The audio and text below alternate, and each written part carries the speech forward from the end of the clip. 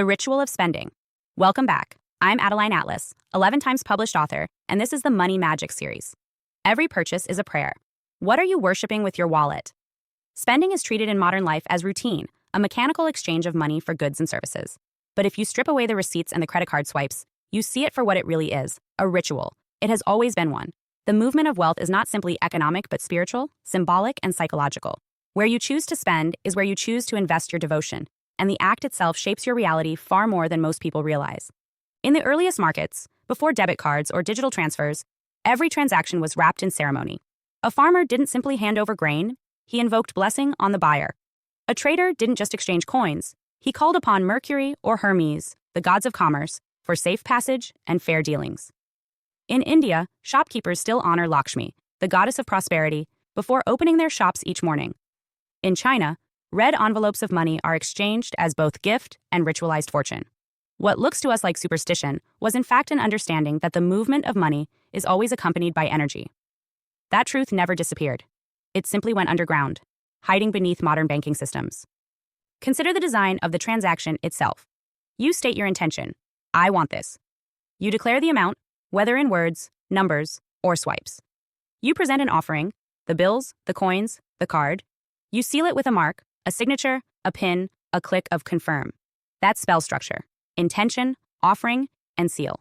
The only difference between a magician at an altar and a consumer at a cash register is awareness. One knows it is a ritual, the other doesn't.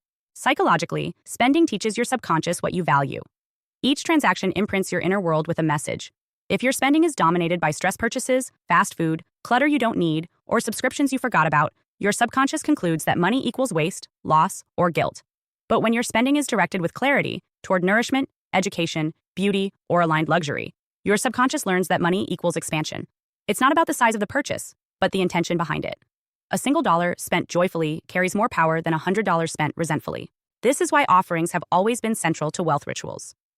In temples across the ancient world, wealth wasn't hoarded, it was given. Coins were dropped into fountains for protection. Cows, spices, or shells were placed before altars. The act of release was never loss, it was circulation.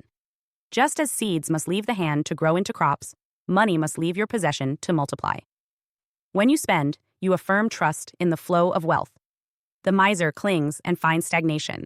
The one who spends consciously signals faith in abundance and therefore attracts more of it. Even modern science affirms this. Neuroscience shows that the act of spending releases dopamine, the brain's pleasure chemical, not from owning the item, but from the release itself. That means money is designed to move. It only comes alive in motion. Saving has power, but spending is circulation. It's the blood flow of the economic body. When that flow is blocked by fear, anxiety, or unconscious leakage, the whole system suffers. Think of taxes, hated though they are, as ritual tribute to the state. Think of weddings, where the spending itself, on rings, feasts, and clothes, is treated as proof of devotion. Think of charity, where donations become financial prayers offered to causes we consider sacred. Even holidays are structured around ritualized spending. Gifts, decorations, special foods. Money moves in patterns that are always ceremonial. And then there is the danger of unconscious spending. Modern life is full of leaks. The subscription you don't use but never cancel. The impulse buy that delivers no joy. The clutter purchase that only fills space. These are the silent prayers you don't realize you're making. Every one of them says, I allow my energy to be drained without awareness. Over time, the subconscious equates money with loss, not expansion. That association is deadly for prosperity. It keeps you in cycles where more money only means more bills, more clutter, more stress. But intentional spending transforms everything. Paying the electricity bill becomes gratitude for the light that fills your home. Buying a meal becomes an affirmation of nourishment. Investing in beauty becomes a declaration of worth. Supporting a business you admire becomes a way of voting with your dollars for the kind of world you want to live in. Conscious spending turns the ordinary into sacred ritual, reminding you that every dollar is an energetic agent. The power is in the pause. Before every transaction, ask, what am I worshiping with this? If the answer is fear, distraction, or guilt, you have a chance to redirect. If the answer is joy, alignment, or expansion, you know the ritual is working. This is money magic at its most practical. You don't need special tools, only awareness. Spending also shapes identity. Look at your receipts and you'll see your values. Some people reveal themselves as scholars, spending most on books and courses. Others as travelers, investing in experiences. Others as caretakers, channeling funds into family and home. Your spending is autobiography in numbers. It tells the world who you are, and it tells your subconscious who you expect to be. Even modern financial systems mirror this ancient magic. Credit cards tier themselves by color. silver, gold, platinum, black. Each transaction is not only purchase, but ritual affirmation of status. Luxury brands thrive not on material, but on devotion. People pay to participate in the aura. Casinos design their jackpots around numbers like 777, embedding numerology into spending as ritual theater. We are constantly spending inside temples. We simply call them malls, markets, or online platforms. Once you recognize that every purchase is a prayer, you begin to treat your wallet differently. It ceases to be a container of stress and becomes a shrine of circulation. You stop saying, I lost money, and start saying, I directed money. You stop seeing spending as depletion and start seeing it as devotion. You are no longer a victim of transactions. You are the priest or priestess conducting them. And here's the deeper lesson. Money is not worshiping you. You are worshiping with money. The act of spending declares what you value, who you trust, and how you see the universe. Every dollar you release is a messenger carrying your prayer into the world. If you send it out in fear, it will bring back more of the same. If you send it out in reverence, it returns multiplied. Every purchase is a prayer. Every card swipe is an offering. Every bill passed hand to hand is a ritual. What are you worshiping with your wallet? Welcome back. I'm Adeline Atlas, 11 times published author, and this is the Manifestation series, where we don't just talk about manifesting, we master it. Because let's be honest, manifestation has been watered down, reduced to vague quotes, mood boards, and empty promises. But you didn't come here to wish. You came here to build a reality that hits different. A reality that responds to your frequency, your language, your alignment, and your decision to stop playing small. This series is not fluff.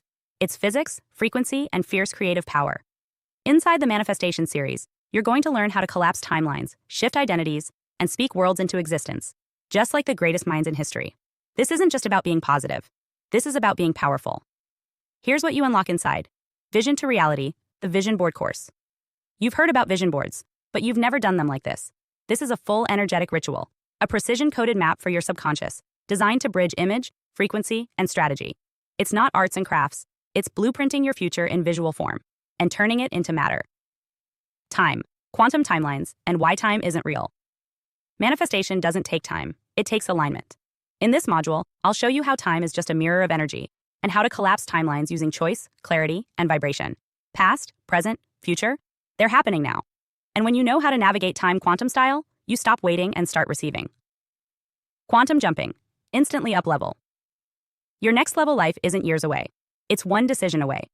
In this training, you'll learn how to quantum jump, how to shift into a version of you that already has what you desire. This isn't fantasy. It's how high-performance creators, athletes, and spiritual masters leap beyond limits. Jump now. Land in power. Every word. The power of affirmations and spoken language. Words build worlds. In this course, I show you how to use affirmations like spell work, not just repeating empty mantras, but speaking with vibration, intention, and spiritual force.